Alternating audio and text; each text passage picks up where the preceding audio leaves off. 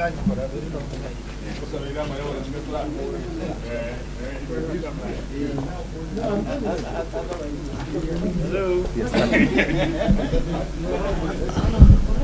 us know when you are ready.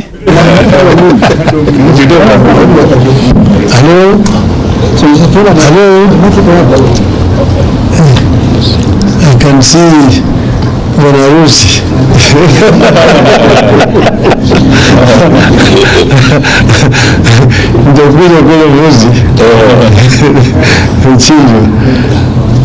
Now, ladies and gentlemen, this is the Central Committee meeting of ODM, which has met most of this morning. We have discussed several issues, and we have a statement that is going to be read to you on our behalf by the Secretary General of ODM, Honorable Edwin Sifuna. Thank you, Excellency. Good afternoon, everyone. As the party leader has told you, we have had a meeting of the Central Committee. It has been full house, except with the apologies of Deputy Party Leader, Honorable Ali Hassan Joe, who is in Mecca. So this is the statement. We have had a meeting of the Central Committee, which is the top decision making organ of the Orange Democratic Movement Party. This meeting took place against the backdrop of ongoing efforts to reinvigorate the party through various activities, including but not limited to the holding of grassroots elections. There are also a number of emerging and running national issues affecting wananchi, among them the crisis in the health sector as manifested in the ongoing doctor strike, the crisis of funding in our schools and colleges, and the scam of subsidized fertilizer. The committee meeting therefore took stock of the state of the party and that of the entire nation. A key issue canvassed at this meeting is the dire state the party finds itself in as a result of a government-instigated denial of funding. The political parties fund was established to enhance democracy by promoting active participation by individuals in political life. Among other things, it is meant to cover election expenses of the political parties and broadcasting of the policies of the political parties. Unfortunately, this fund has become the death knell of parties it was meant to support. Since coming to office, the Kenya Kwanza regime has pursued a deliberate policy of denying funds to political parties, effectively crippling their operations. Key activities including the planned elections, party elections, become challenging to plan and execute because of the regime's refusal to release funds to political parties. Clearly, the aim is to kill all political parties except UDA. We demand, therefore, that the funds be immediately released to parties in amounts and the manner stipulated in law.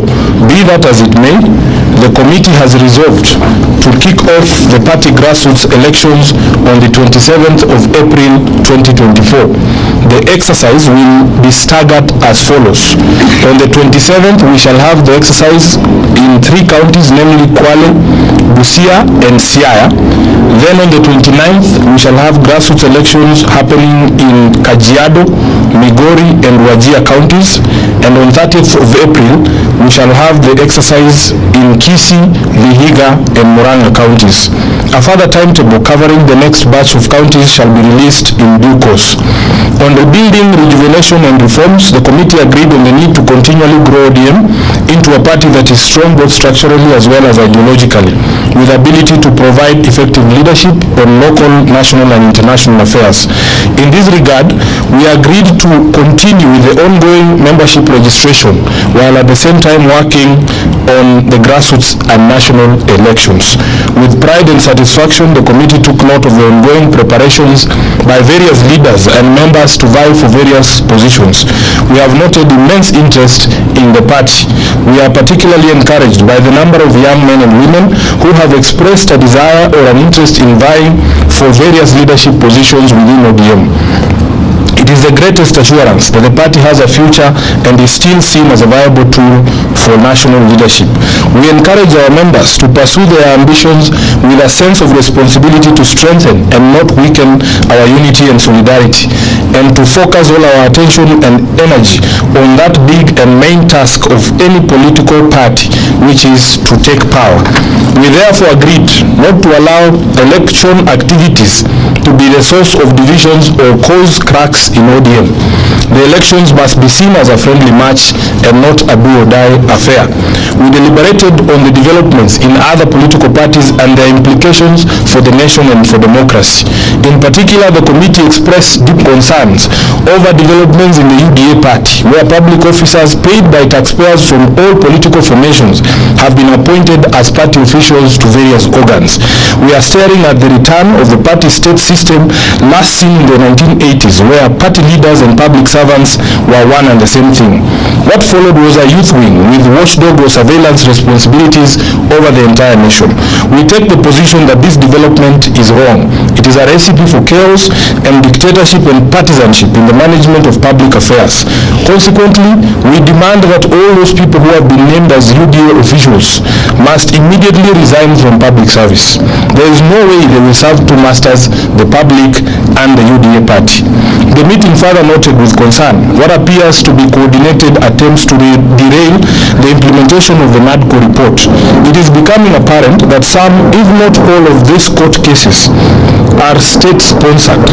If indeed elements in the regime are having second thoughts regarding proposals they signed on to out of their own volition, they should come out clearly to say so instead of sponsoring these cases in court. On funding of education, we are of the view that the government is taking teachers, parents and learners for a ride. To date, the government has not submitted capitation for Form 1s, even as they move to the second term. That means schools have had to find alternative ways to provide tuition, accommodation and meals to thousands of Form 1s. Teachers and parents fear that the Term 1 money may never be submitted and could end up in some people's pockets. Teachers don't deserve this kind of strain. The government must therefore release all capitation money to all schools before they reopen for the second term. We see an equally pedestrian and dismissive approach to the doctor's strike and its impact on ordinary Kenyans. There seems to be neither commitment nor capacity by the government to resolve the matter. We take the position that government must immediately respect and implement the 2021 court ruling which directed the Ministry of Health and the 47 county governments to implement the basic salary as per the agreed, signed and registered collective bargaining agreement of 2017-2021. In line with the demands of the striking doctors, the government must ring-fence health finances by operationalizing the Facility Improvement Fund. We support the call by doctors for the government to allocate at least 15% of its budget to health and to devolve the resources to the counties. We equally support calls by doctors for annual and incremental recruitment of doctors and other healthcare workers until the country attains the recommended levels of staffing for various levels of facilities. That is what the government does with teachers, police and military. Finally, we have reviewed one of the most dubious scandals running in the country currently, the scandal of fake fertilizers being distributed to farmers by government agencies and also being disowned by those same agencies within government. It is a scam that goes to the heart of our very survival as a nation. Coming right in the middle of a planting season, the presence and distribution of fake fertilizer and seeds is nothing more than economic sabotage. We therefore reiterate that heads must roll. Officers at the Ministry of Agriculture and those at the Kenya Bureau of Standards and the National Cereals and Produce Board, who have direct responsibility for fertilizer, seeds and certification, must immediately quit their positions and pave way for proper and professional investigations. Those found to be responsible for these criminal activities of supplying fake seeds and fertilizer must be charged with sabotage and engagement in organized criminal activity. The government must immediately devise new ways to procure, secure and distribute quality fertilizer and seeds to farmers who are running out of time. We reiterate that in view of the current delays and confusion over fertilizers, the prices of the product be subsidized further and reduced from the current 2,500 for a 50 kg bag to 1,500 as a show of remorse and apology and respect to our farmers. That is the end of the statement. I am sure it is clear and there will be no questions. Perfect. Look at which. My name is Ruto. Somebody would ask, like, if you are conducting election on 27th, which body is going to oversee this election, given that you have disbanded your NEP and the steering committee is not yet properly constituted? 2, are you going to do a manual election, electronic, or consensus? Well, first of all, I wish you would know that as a committee,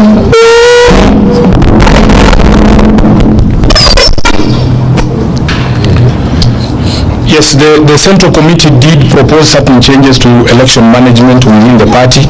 Those proposals were sent to the Legal Committee, who have drafted the necessary amendments to our instruments.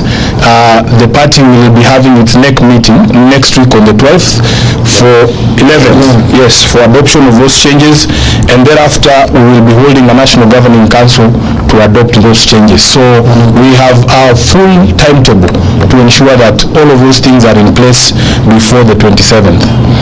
Secondly, as to the method that will be used, the rules of the party are clear. All those methods that you have spoken about are actually proper methods of elections in ODM. So the board, the election committee, will be sitting with our members in the regions, because not